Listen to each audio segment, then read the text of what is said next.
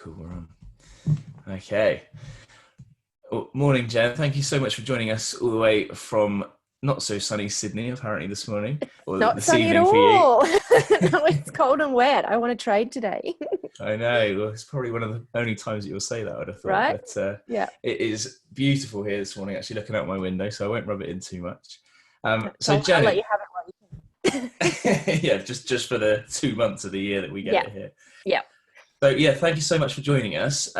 Just can you tell us a bit about Body After Baby and how it kind of came about and your sort of journey? I know we spoke briefly earlier about how you came to live in Australia, but that would be Yeah. fascinating to hear more about that. Yeah. So I actually grew up in the UK for people listening. Not that you can tell by my accent anymore. I grew up in Stoke-on-Trent and left in 99. And I actually have a background in gymnastics. So I did gymnastics in the Okay. UK, did some gymnastics coaching before I left, and then moved to Australia. And after about 5 years working in the film industry, I found my way into becoming a personal trainer. Spent a couple of years working in a big box gym, and then my son was born in 2008 and found myself living life as a new mum and the kind of fitness world of, that what is my body after I've had a baby. So I launched the business Body Beyond Baby, and that originated as group exercise with on-site childcare in Centennial Park, which is a park in Sydney, and I ran that for about 10 years.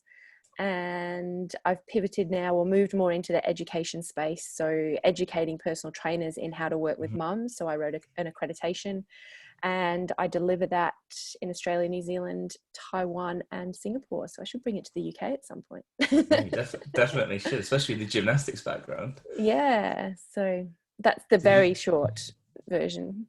Yeah, sounds amazing. So the gymnastics then, how did that come about with the coaching? Did you compete? Did you just, was it recreational Yeah, or? so I did competitive gymnastics at a national level until I was about 14.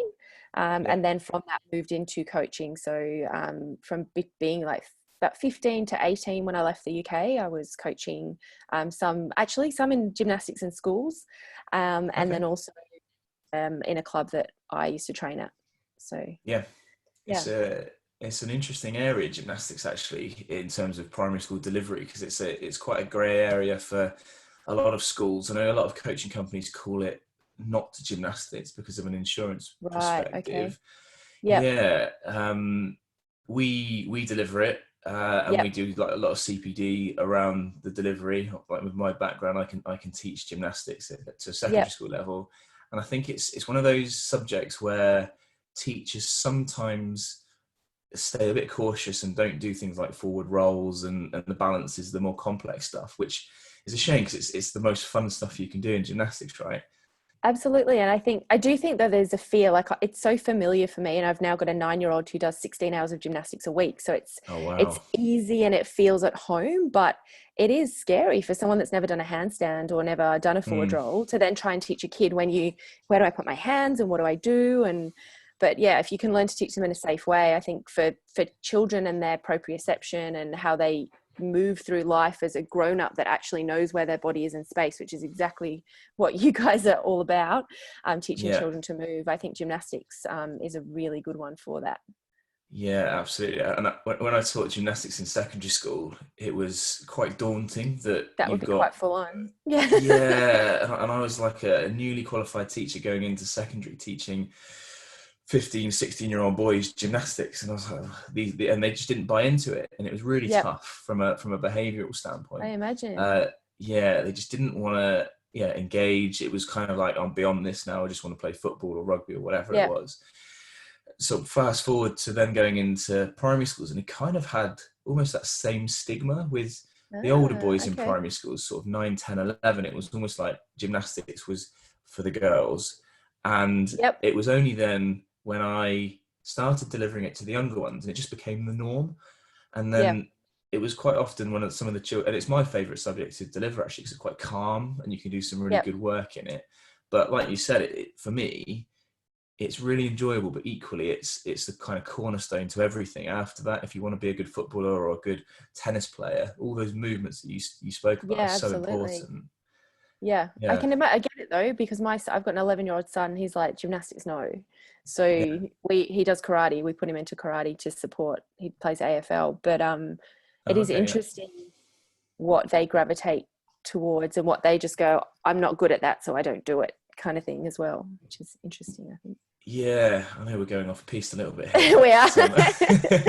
I don't know if you've heard of the book Raising Girls, or there's another I one actually have called Raising deep it. Boys. Yeah. Yes, yeah. Yep. And I read that and I was thinking, oh my gosh, this is literally the journey that my girls are taking. It's phenomenal. Yep. But equally, when it talks about sort of pigeonholing girls in that bracket of putting them in dresses and princess dresses, and I'm guilty, well, I'm not guilty of it, but we are as a family, and they kind of have followed that path to an extent. But it is a shame that you just don't, like the girls, I'd love for them to just put on a pair of shorts and a t-shirt and just go play in the mud or whatever. Indy played AFL for 2 years, and then she just couldn't keep it up with doing so much gymnastics. So we're seeing more and more girls doing AFL and things like that in Australia. I don't know what it's like in the UK with either rugby or football. Yeah, I think we're getting there, and there's definitely been a big transition, especially I think girls cricket and girls football in particular, and England rugby have been really successful as well, the women's team. So there has been a huge transition, but I know that there's still, I can't remember who it was, but there's a professional women's footballer recently who came out and said during the lockdown that she went to a local park, and she's young, I think she's only sort of early 20s, and she was getting sort of shouted at by a group of boys saying like, what are you doing? You're thinking, my God, she's a professional footballer. And she was treated like that. Running so circles around you. Yeah, exactly. And it's just a huge shame because those barriers still exist, I suppose, to girls being involved with those type of sports, I guess. Yeah. Okay. So tell me a bit more about Body After Baby. So you mentioned giving birth to your first child. Was that kind of why it started for you? Yeah, so I guess I found myself in this position where I knew to go back to the gym.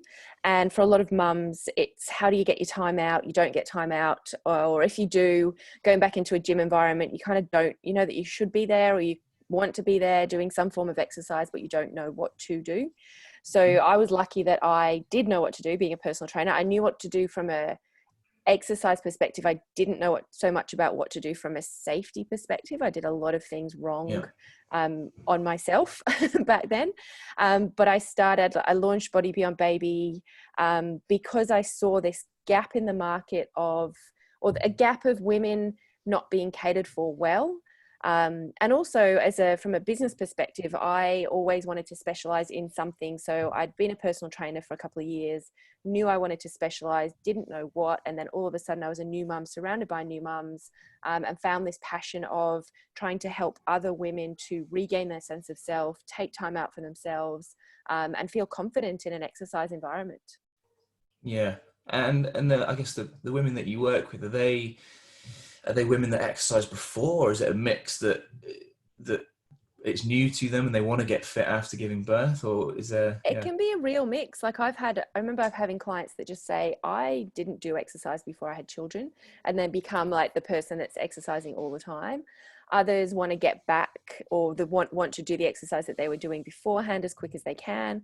And then there's also the social and mental health perspective. So, 1 in 5 women will experience postnatal depression. And if we can get women into an exercise environment that's supporting them from a mental health and a physical health perspective, because you're putting like-minded people together, it almost becomes your healthy mothers group, and people will support each other, and you create that community of mums together. So lots of different people there for different reasons, but all with a commonality of struggling through motherhood and knowing that they need to connect with other mums and also to keep moving.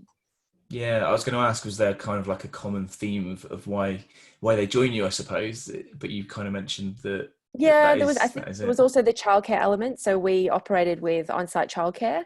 So I always wanted to create an environment where mum could get time out for herself. So she could leave the child with the nanny, and then we would exercise, 100, 200 meters away. So there was enough space for her to have time out, but close enough to go back and to see her child if she needed to. Yeah. And I'd imagine there's a huge sort of mental well-being aspect to it as well as the physical. Massive. Yeah, absolutely. Yeah, I've done a lot of work with there's a charity over here called COPE, which is the Centre of Perinatal Excellence. So supporting women with postnatal depression or anxiety, or even just people that are at risk of mental health stuff, and keeping them moving, because exercise is shown definitely to either prevent or minimize symptoms of postnatal depression, or depression in general, I guess. Yeah. And so is it like a continuous program then? So they join one of your sessions or one of your team sessions, and then there's just like a continuous thing, or is it like a program set amount of weeks and then they go on to do something else? Or they would join at any point. So the way we have it set up was, or they can join at any point, and they depending on where they are on their journey, we can introduce them to the group, teach them the things that they need to be taught, and then progress them at their own pace.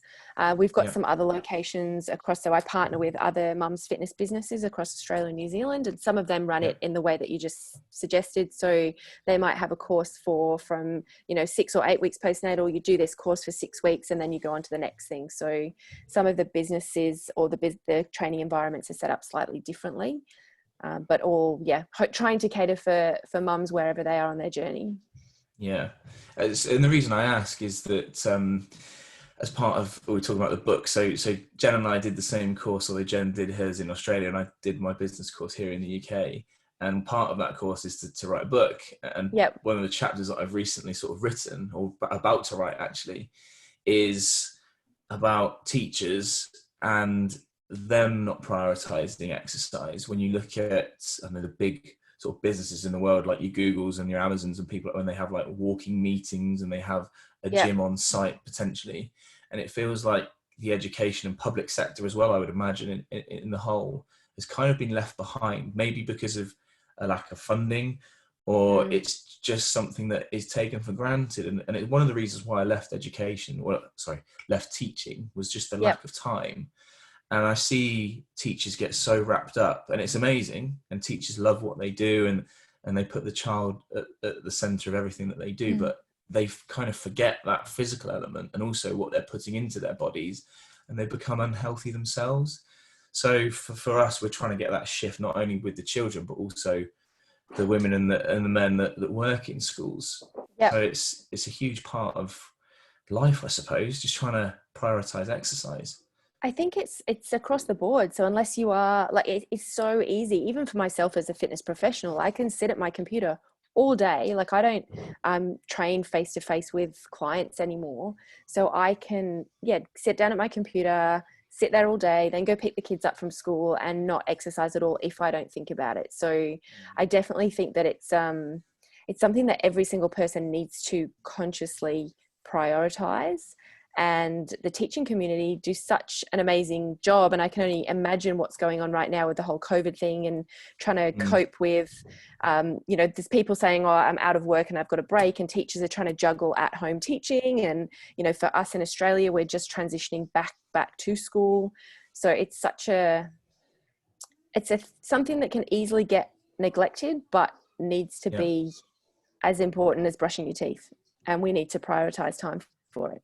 And it doesn't have to be big. We were talking before about your 15-minute brain breaks for the kids or whatever it is. Maybe that's what it is if you're in a teaching role where you can't get away and do an hour. Oh, no. Something along those lines. Are you there? Oh, yeah. Sorry, I lost you then. Can you hear me?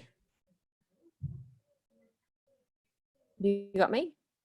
Yeah, I got you. I think kind of intermittent. Cool. Sorry about that. I don't know if it was my end or going.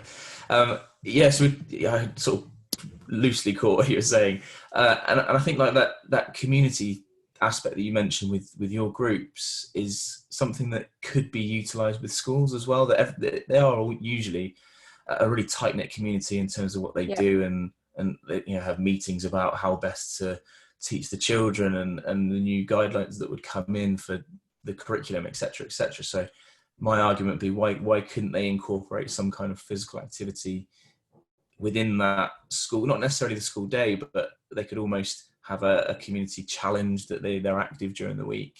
I think it would work, but it's that mindset, I think, of becoming even like routine. Could you do before or after school classes for teachers? Like, why can't we do that? Yeah, like absolutely. You guys go in and train the teachers. Yeah, and it's a great idea. And one of the things that we've done so my daughter's school, actually, I ran a parent and child workout before school. So using our playground markings, and I ran it just for girls. So it was, I don't know if you've heard of it over there, but it was like a This Girl Can kind of Yeah, I've campaign. seen that. I think it's in Melbourne in here. It's not Oh, got to okay. Sydney, but it's in Melbourne. Yeah. Yeah, and I think it might have even been Sky Sports that launched it. And Yeah. sort of, right, I'll use this kind of theme, this title, and I ran it at Izzy's school. And we had about 60 girls that turned up, plus parents. So we're talking like 90 people, 100 Yeah. people. And it was just insane. And we didn't have enough room for everybody. So it turned out that it was just the girls from the school that were working out, and the parents didn't have room, but they were still helping and encouraging. And it was lovely. But that was just a one-off, because we don't work at that school regularly. But I just thought, why couldn't that be a regular fix, even if it's once a week, that they could do with the Yeah. kids? And is that something that's that can be organized again or taken as an ongoing thing rather than a one-off?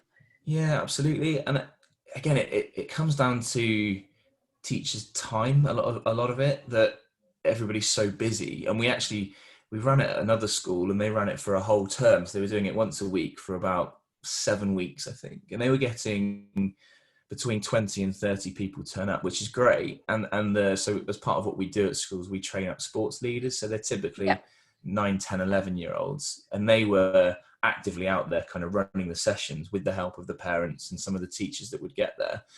So yeah, it is something that perhaps we need to look at to try and reinvigorate, because it's that community as well, not just with the teachers, but the parents and the children also.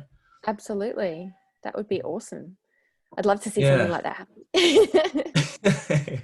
And I don't know, with regards to your parents, still the mums that you work with, do you have feedback in terms of like their stress levels, their happiness levels, and things like that when they exercise with you? Yeah, there's definitely a lot of women will say that by making the commitment to get out and move regularly with people that support them, it's 100% helping them to cope with life and increase, like I was saying before, decrease any risk of postnatal depression, but also get them through on a daily basis, because being a mum is hard. And a lot of women, I think, feel like they're going it alone. And when they get out there and they're moving, and it's like that energy creates energy. So once you start moving, you start to feel better, and then you want to move more. So there's a definite correlation between the people that are consistent with their movement and how they're feeling. But on the flip side as well, Ben, I think it's important that people, there is that layer of guilt that we like to add on top of ourselves now if we don't do the exercise that we think that we should do.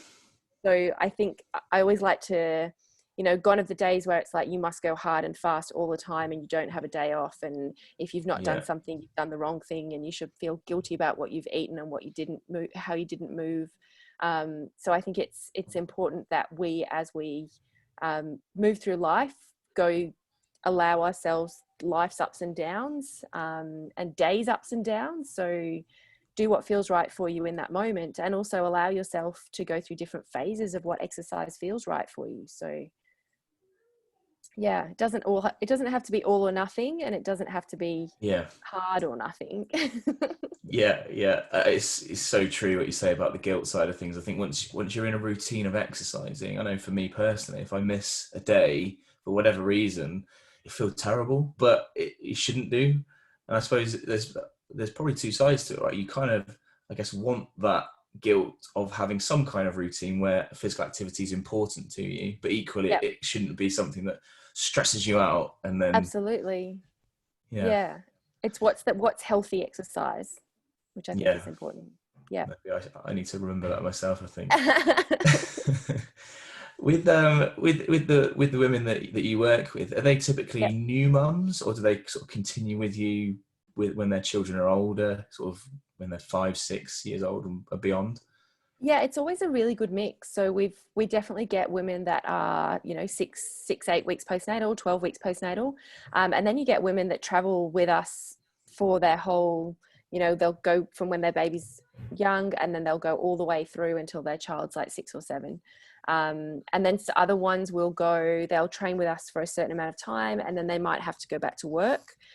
So they'll have a year or two back at work, and then they'll come back and train again afterwards when they've got that 9:30 kind of time slot free again. Yeah, So yeah. there's different life cycles. Yeah, sure. And the reason I ask is around that kind of behavior management side of things as a parent, but also as a teacher. And I can relate to both in that if I'm stressed and I'm tired and I don't teach anymore, but when I was, my behavior management would be great at the start of Yeah. the term. Say like September, I'd be brilliant. I'd be full of energy. And then it would be getting close to Christmas and I'd be like, I'd almost be expecting the children to behave, and anything that wasn't going the way that I wanted it to, I wouldn't handle it as well as I should have. And Yep. I'm exactly the same at home, that if I'm fresh and I'm feeling good, and I'll be active with the girls and I'll get them doing fun things, and then they're great for the whole day. Whereas if I'm in a bad mood or I'm stressed and I'm almost like, right, just go and watch TV for an hour, let me do some work. But invariably they'll be coming out, just leave me alone. And it doesn't work. So I think there's that huge crossover, right, between, tiredness, stress. Sounds like you're a real human. Yeah, exactly. Yeah. And it's what we're all coping with on a day-to-day basis. And I, like you, will catch myself at the end of a day if I'm yelling at the kids or getting short-tempered with them. And then I'll backtrack throughout my day and kind of go, what have I done or what have I not done that's contributing to where I'm at now? And I can only imagine a teacher dealing with 25 or 30 of those children all day long. When you're feeling frazzled, like, even more important than parents ourselves to make sure that you're doing self-care and teachers are taking that time out and making sure that they're looked after from a mental and physical perspective to keep that energy level quite consistent is the right word. Absolutely. Isn't it? Yeah, absolutely. And I think if I think back to my most stressed out time as a teacher when I was at secondary school and I was trying to play football, that was because I had to go and play football because I was contracted to play football. I didn't have the choice of thinking, oh, I'm too tired to go and play football or too tired to go to the gym. But it was always my release. So for that hour and a half, 2 hours that I was playing football, nothing else really mattered. Yeah, and I think it's the same at school, like you said about being frazzled after a whole day of teaching 25 to 30 children. It's like for some people they're thinking, well, it's the last thing. I don't want to go to the gym, I don't want to go for a run, I just want to go home. Yeah. But So I I suppose wonder, go on, sorry. yeah, no, I was just going to say, I think that if that's you at the end of the day, it's working out when you exercise the best. So one of the things I noticed, and I know that it's changing over the years, but exercising in Australia early in the morning is huge. Like you'll go down to the beach. The gyms are absolutely packed at like 5:30 a.m., 6 a.m. And I remember a few years ago now, I was back in Stoke, just hanging out with my family, and I went to use a local Fitness First at 6 o'clock, and there was like me and two other people in there. Now I know it's changing now. Last time I was back about a year or so ago, there was more people in the gym at that time, but it was still less than you'd ever see in Australia. So I'm wondering whether there's that, if you know that you're frazzled by the end of the day, where can you exercise? How can you fit that in? Is it a morning walk when it's summertime? Is it getting a gym membership when it's winter time? I don't know about you guys throughout this stuff, but we've all got home gyms in our garages now because the gyms all closed. So everyone bought all the exercise gear. So getting up and doing it in the morning when you know that you can take that time and you've got that time, because I'm not an evening exerciser at all. No, I'm the same. I get it done in the morning because teaching PE and being outside when I used to teach, it was almost like I've just been outside the whole day and it's quite draining. But I'm way better in the morning, and also from a mental point of view, I know it's done, and then I can just enjoy the rest of the day, do whatever I need to do, and then I am finished when work sort of grinds to a halt. But equally, I suppose, and you mentioned at the moment that things are obviously very different. And people are highly stressed, but it's almost prioritizing not just exercise, but I mean, I try and catch up with my friends once a week, and at times you think, I just want to lay in front of the sofa and just watch some TV for an hour. But equally, from a mental standpoint, I know I'll benefit from talking to my friends for an hour, and it's the same with exercise. I know it's very different, but equally, it's the benefits. You probably at the time think, I don't want to do it, but then after an hour of exercising, it's the best thing you can do during the day. Absolutely. But also making sure, and again, it's about listening. So if you were supposed to go and do a really hard workout and you didn't feel like doing a really hard workout on that day, it doesn't mean not to do a workout. It just means, well, maybe today's a stretch session, or maybe it's a yoga session, or maybe it's an easier session. So you can still move even when you don't feel like it, and just adjust it to the way that you're feeling on that day. Yeah, absolutely. Changing subjects slightly. In Australia, I mean, I was looking at the Australian sort of government websites and seeing the amount of PE that children need to do, and I was actually really surprised that. So I guess P to 3 is like year foundation to year 3. Is that right? So is it K to 3? I don't know. It said P. Well, it said P to 3, and then it said 4. So I assume it's similar to the primary school system here, that you've got like 4 or 5 year olds. K to 3, 4. Yeah. So we start in kindy. Okay. I think we go a little bit old. They go a little bit later than they go in the UK. So it's 4, I think, in the UK. Yeah, okay. we're like 5 or 6. Yeah. Oh, okay. Oh, that's interesting. Yeah. And it said, so for years 4, 5, and 6, 3 hours a week, which is a whole hour more than we get here in the UK. And I just wondered whether you feel like PE is quite high on the agenda in Australia, or is it still not like one of the bottom rungs of the ladder? I think that it's one of the things that gets cut off the list if there's other stuff to do. I don't think that's probably any different than anywhere else. I do think in Australia life is active, so I think that they get an hour and a half. So I don't think it's 3. My kids do 2 sessions a week, but I think it's an hour and a half block rather than 3 hours. Got you. And I know they'll often put school years together, so that so like my son and my daughter, because they're 2 years apart, they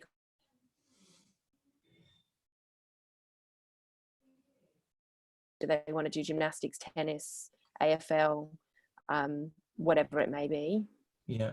Have you lost me again? I know. Okay? I think I've got you back. Yeah, we're good. I was like, it's good, and then I think it might.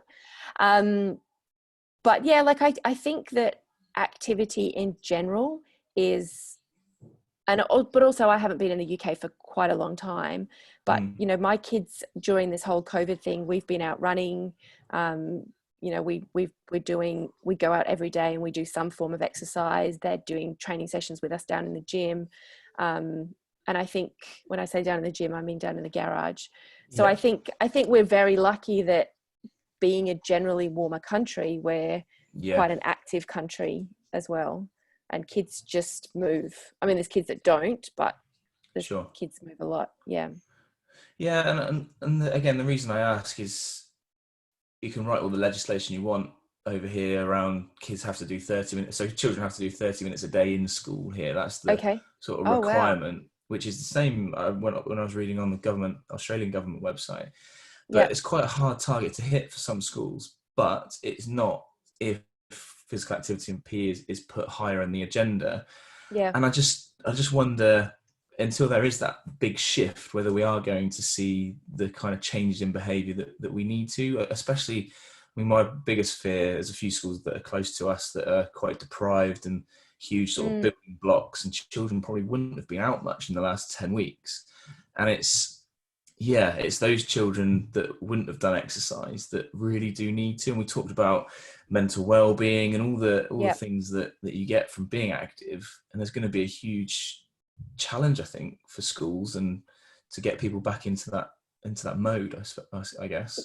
Yeah, I think it's also as well, my mind goes to the leadership team. So if it's very hard to get the kids moving if the head teachers or the teachers are not leading by example. So I know that you guys go in and you teach, you either send your coaches in or you teach the schools themselves, but that, you know, to truly make a change, where does that come from? Does that come from telling the teachers that they need to move the children every day? Or does it come from, exactly like we were talking before, getting the teachers moving so that the children are seeing the teachers moving, or the teachers are talking about it and it becomes part of daily life? So if for example, you or I went in as a head teacher and we know the importance of mental well-being, we know the importance of physical well-being, and that leader in that school filtered that down, that would make a huge change to the way things are done in schools. So, and you know, I don't know if that's a way that you'd hit all schools, but someone at some point needs to, as well as,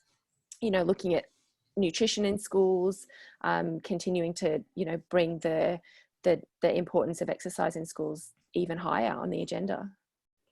Absolutely. I think it needs a complete shift. Like you say, it comes from the top down. And I Yeah. think, like, for me, PE is something at the moment, and this isn't the same for all schools, this is generalization, but it's something that's squeezed in to the week rather than it being almost like the center point of each day, that yes, we're going to do lessons, but in between each lesson, we're going to have a physical activity break, because we know how important it is. And it will take maybe 10 schools to run case studies of this is what we're doing now during the week, and then it's have a massive impact on not just well-being but attendance, attainment, happiness of the children and the teachers, and then it'll be a huge shift. But it's getting to that point.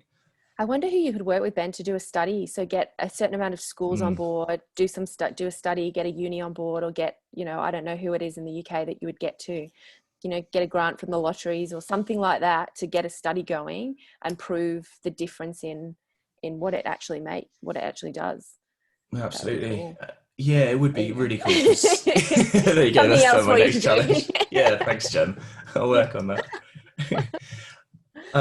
I think we'll start to wrap it up there, and unless there's anything you wanted to add in terms of teachers and the comparisons between parents and teachers.